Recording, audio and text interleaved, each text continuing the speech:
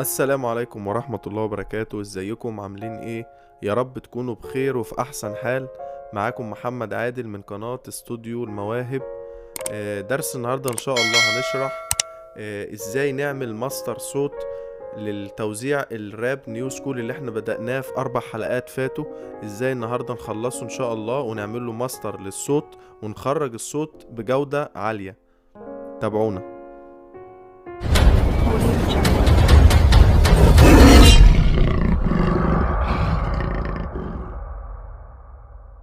لا تنسوا الإعجاب بالفيديو والاشتراك في القناة تشجيعا لنا لنستمر بنشر المزيد إن شاء الله.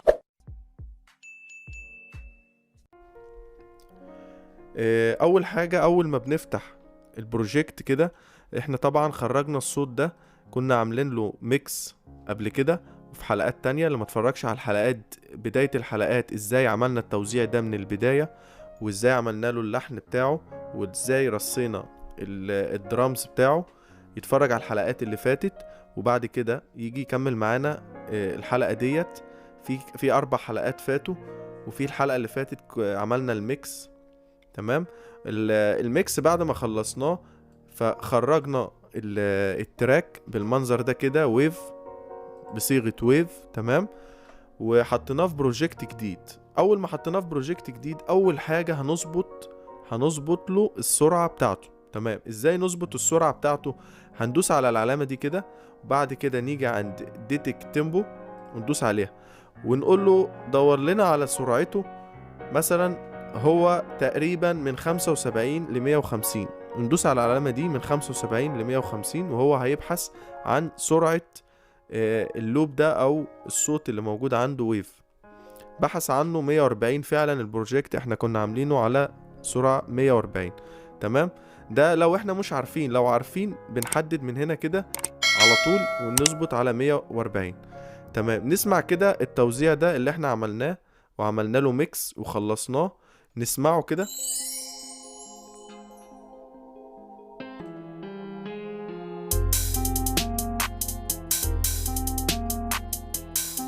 الصوت عندنا هنا مش بيعدي السالب 3.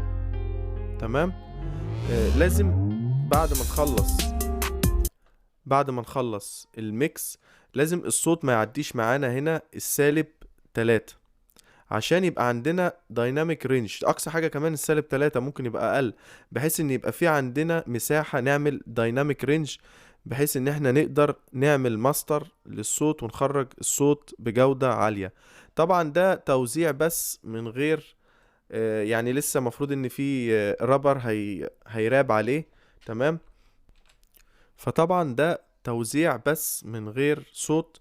فالمفروض طبعا ان انا ما اعملهوش ماستر واخرجه، لان لو حد هيراب عليه او يغني عليه فطبعا ما ينفعش ان انا اعمل له ماستر، لان هخرج الصوت عند 0 dB. ده المفروض ان انا بخرج الاغنية في النهاية خالص عند ال 0 dB، ما تعديش ال 0 dB. فانا هعتبر ان هو اغنية كاملة او يعني خلصت خالص. وهعمله ماستر واخرجه بحيث ان انا اشرح لكم عليه، لان ما عنديش حد جاهز ان هو يغني عليه او يراب عليه. فانا هعتبر ان ده صوت نهائي وهشتغل عليه. تمام. انما انا لو عايز اخرجه فبخرجه ويف بنفس الشكل ده كده. تمام. وعند ال 0 dB السالب 3 ما يعديش السالب 3 او اقل كمان، بحيث ان انا لما حد يغني عليه او يراب عليه واخرج الصوت اعمل له ماستر نهائي يبقى عند ال 0 dB. تمام. فهمنا الجزئية دي. عشان ما اطولش عليكم هندخل كده ونحدد التراك او الصوت بتاعنا في شانل في الميكسر رقم 1 مثلا. حددناه. طبعا احنا عشان نخرج الصوت ونعمل له ماستر بنستخدم شوية فلاتر كده بنضيفها. تمام. المفروض ان في ناس كتيرة بتستخدم فلاتر خارجية غير فلاتر، وافضل طبعا كتير من فلاتر البرنامج نفسه. فيعني في ناس بتستخدم فلاتر الويفز في الماستر بتبقى ممتازة جدا. الايزوتوب اوزون، الفاب فلتر، فلاتر كتيرة بنستخدمها غير فلاتر برنامج الاف ال ستوديو. بس شرح النهاردة هنستخدم الفلاتر اللي موجودة في البرنامج، مش هنستخدم اي حاجة خارجية، عشان الناس اللي هي ما عندهاش اي فلاتر خارجية تقدر ان هي تشتغل بفلاتر البرنامج وتخرج صوت كويس. تمام. وان شاء الله في شروحات جاية عن الهندسة الصوتية، وازاي نعمل السايد شين للريفيرب والديلاي، وازاي نستخدم فلاتر تانية زي فلاتر الويفز وفلاتر الفاب فلتر في الماستر بتاعنا، ونخرج الصوت بجودة عالية زي الاستوديوهات. تمام. اول حاجة هنستخدمها على التراك بتاعنا الاي كيو. طبعا انا بفضل الفاب فلتر برو اي كيو، ده ممتاز جدا. بس طبعا هنشتغل زي ما قلنا بفلاتر البرنامج، فهنختار فروتي برماتيك اي كيو 2. تمام. وبنيجي نكبر البرنامج، نفتح كده نكبر الايكولايزر عشان كل حاجة موجات تبان معانا. طبعا شغلنا الصوت كده. اول حاجة هنقفل كده الجزئية اللي من هنا دي كده، ما فيهاش اي صوت او اي حاجة بتتسمع، ملهاش اي لازمة. تمام. بص، مفيش قاعدة ثابتة عشان نكونوا يعني نتكلم كلام منطقي. مفيش قاعدة ثابتة انك تعمل كده او تعمل كده، لا. انت بتسمع، والمفروض انك انت بتسمع من هيدفون استوديو او مونيتور استوديو، حاجة تكون خاصة بالميكس والماستر عشان تسمعك ادق التفاصيل اللي انت هتقدر تخرج بيها الصوت بجودة عالية. تمام. ما ينفعش طبعا انك تسمع من سماعات الكمبيوتر او اي سماعات عادية وتحاول انك انت تخرج صوت، طبعا صعب. فهتسمع وتشوف انت ايه اللي انت ممكن تقدر تشيله من الصوت عشان تنقي الصوت، ولو حاجة محتاج تضيفها طبعا بالاكولايزر، ده اهم حاجة في الشغل.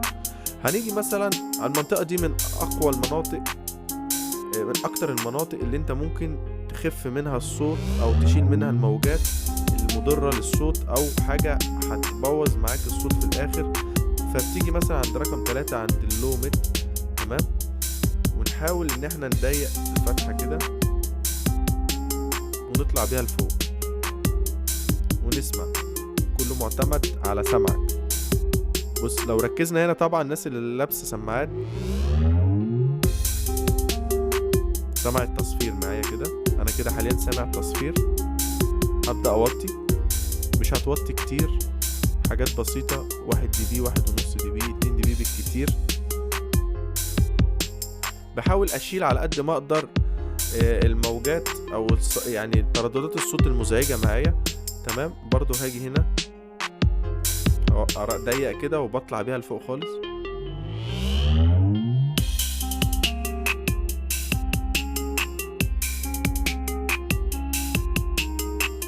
طبعا انا بشرح لك فكرة عامة، وانت بتحاول تشوف ايه لكل صوت. طبعا ليه ظروفه الخاصة حسب المايك، وحسب نوع الكارت، وحسب المايك، وحسب طريقتك في الميكس.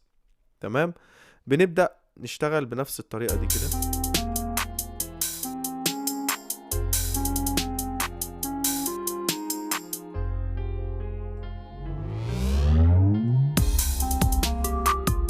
انا كده سمعت التصفير عند المنطقة دي كده بالظبط، حوالي 1100 كيلو. انا كده حاليا سامع التصفير. لو الناس لابسه هيدفون معايا، او ممكن انا هعللكم من هنا شويه تقدر تسمع معايا، لان الصوت لسه طبعا واضح.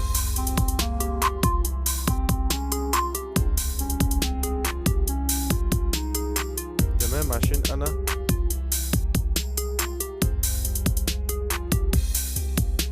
طبعا لو انت محتاج تفتح الصوت شويه او تلمعه، ترفع له شويه هنا من الهاي، طبعا على حسب سمعك. برضو ممكن ترفع شويه من هنا عشان تدي قوه للصوت في منطقه البيز هنا، او لو حاسس ان هي مش محتاجه طبعا ما بترفعش. كله حسب السمع وحسب الصوت اللي انت بتشتغل عليه. تمام. اشتغلنا بالاكولايزر وشيلنا الموجات وظبطنا الصوت. بتفتح بعد كده الكمبريسور، تحاول تضغط الصوت. تمام. هنختار اي نوع كمبريسور، ممكن ده، وممكن الليميتر برضو فيه كمبريسور، وفيه المالتي بان كمبريسور برضو، ده ممتاز جدا، بيقدر يخليك تتحكم. طبعا هيكون فيه شرح كامل عن الكلام دوت. بتقدر تتحكم في منطقة اللو لوحدها والميد لوحدها والهاي لوحدها، تقدر تضغط وتعدل وتظبط فيهم. طبعا ده عشان انا اشتغل بيه ممكن الخبطك، مش هتفهم انا عملت ايه، فده هيكون ليه شرح ان شاء الله لوحده. فهنستخدم مثلا حاجة تانية مكانه، الفروتي كومبريسور ده اسهل طبعا شوية.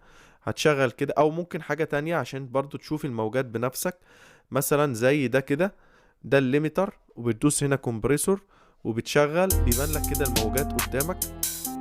ده التريشولد او الثريشولد، بتنزل بيه كده لحد ما تقص الحاجات العالية معاك كده، ومن الريشيو بتحدد عشان يبدأ يشيل. هو بدأ يشيل اهو بالمنظر ده كده، تمام. ومن الجين ده بترفع الصوت، بس احنا طبعا هنضطر نوطي من هنا كده، نرجع الصوت للزيرو دي بي من هنا في الماستر، في التراك اللي احنا شغالين عليه، عشان انا اقدر اركز هنا انا وصلت لحد فين.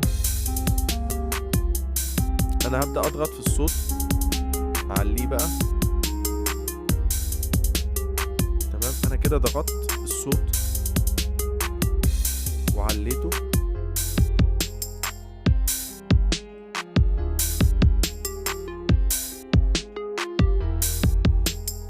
جميل قوي.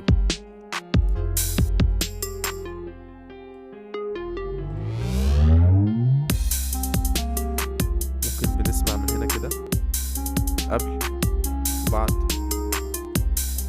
تمام. ده الكمبريسور. انا كده ضغطت الصوت، قربت الموجات العالية من الموجات الواطية شوية، تمام. ممكن اضغط اكتر من كده بس انا مش محتاج، لان انا قربت، بدأت اقرب على الزيرو دي بي. ممكن ارفع من هنا كمان لحد، رفعت الجين حوالي 3 دي بي. بدأ الصوت يقوى معايا، انا سامعه كويس. بالنسبة للتريشولد ده التحديد، انا حددت لحد هنا اهو، بص باين الخط باين. وبدأت اعلي الريشيو شوية، الريشيو اللي هو ده يا جماعة اهو، تمام. الصوت بدأ يقرب معايا للزيرو دي بي، بس طبعا انا مش هقدر اعلي كل ده. هوطي شوية كمان لان لسه هضيف حاجات تانية.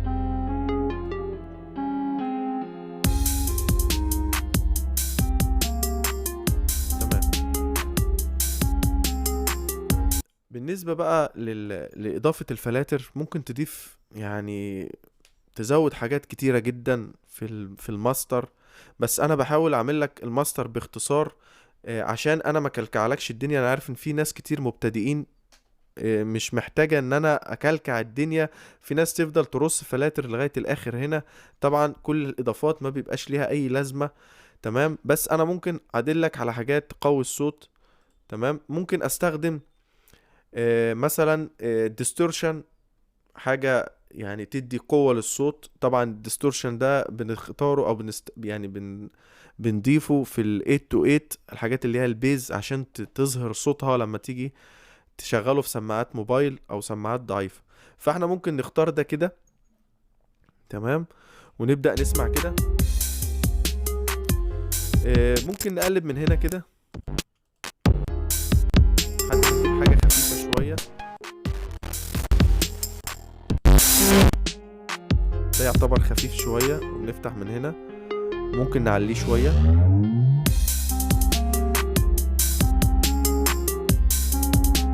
الصوت بدأ يقوى.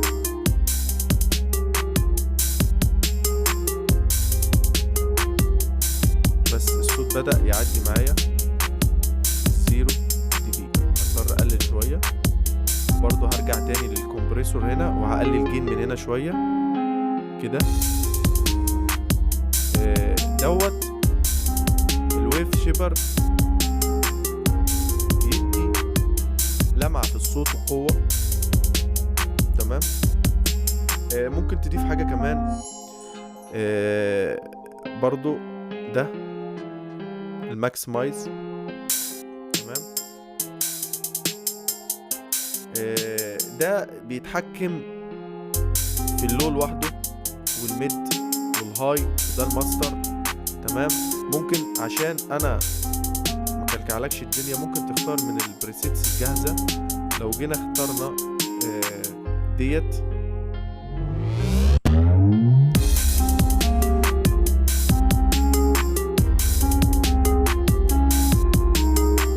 نوطي الجين شوية،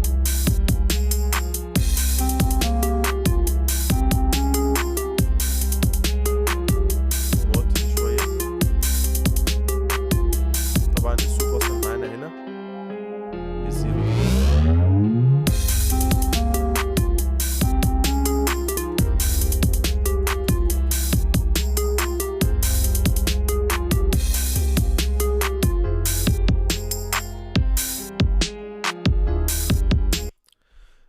بالنسبة ممكن طبعا في فلاتر كتير ممكن تضيفها للصوت، في حاجات كتيرة، بس انا بحاول اختصر للناس المبتدئين عشان الموضوع ما يكلكعش.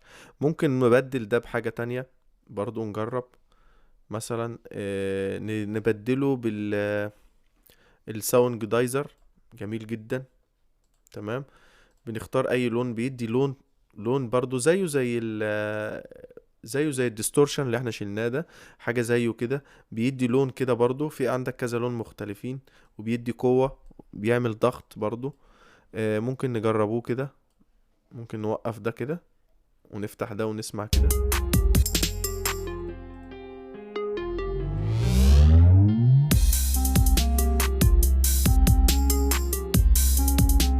بس طبعا ما تعلقوش قوي. طبعا شايفين الفرق؟ يعني لو جينا مثلا عملنا كده، تمام، نسمع كده حاجة حاجة ونسمع اختلاف الصوت.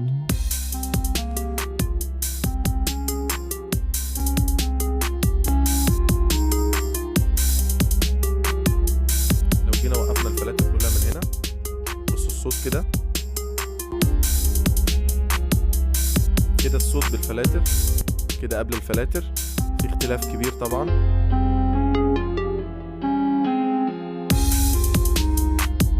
ممكن طبعا الفلاتر اللي احنا ضفناها هنا كده على التراك نفسه نضيفها هنا في الماستر، لان احنا بس عشان احنا ما عندناش غير هو الصوت واحد او تراك واحد اللي احنا شغالين عليه. طبعا لو في كذا تراك بنضيف الفلاتر للماستر العمومي هنا، مفروض الفلاتر دي كنا ضفناها هنا، بس عشان احنا ما عندناش غير هو تراك واحد فاحنا ضفناها على التراك نفسه، مش هتختلف كتير. فطبعا الصوت كده واضح ان في اختلاف، الصوت مش معدي معانا الزيرو دي بي.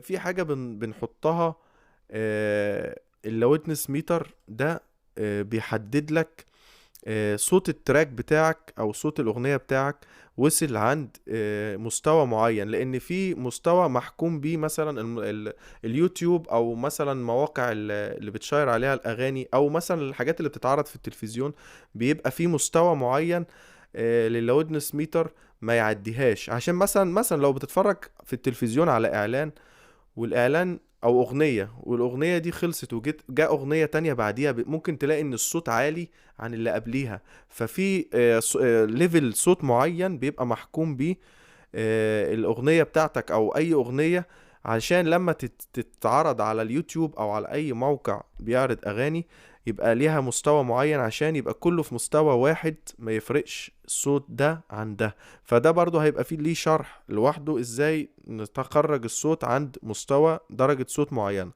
بس مبدئيا بيبقى عند الزيرو دي بي، عشان فوق الزيرو دي بي هيضرب معانا احمر، طبعا هيبقى الصوت باظ مننا.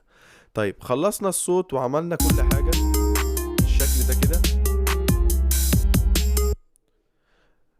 بنيجي ندوس هنا كده ونقول له اكسبورت. ممكن تخرجها ويف طبعا تبقى الكواليتي اعلى، وممكن تخرجها عشان لو حبيت تستخدمها تاني في اي برنامج، وممكن تخرجها MP3 لو هتخرجها يعني خلاص كده انت هترفعها على اي موقع او اي حاجة فبتخرجها MP3، ده الصوت النهائي، او تسمعها في كاسيت، في عربية، في اي حاجة. تمام. فممكن كمان بتخرجها ويف وبعد كده تحولها باي برنامج تاني، مش هتفرق كتير، بس احنا هنخرجها MP3 كده. فهي الاعدادات اللي موجودة قدامك، طبعا تأكد ان هي ستيريو، العلامات دي كلها تكون موجودة. تمام. وبتدوس ستارت، وبيبدأ الصوت ان هو يتسيف معاك بصيغة MP3. وان شاء الله هيكون الشرح الجاي عن الهندسة الصوتية للقرآن الكريم وازاي نعمل السايد شين، فانتظرونا ان شاء الله في الشرح اللي جاي.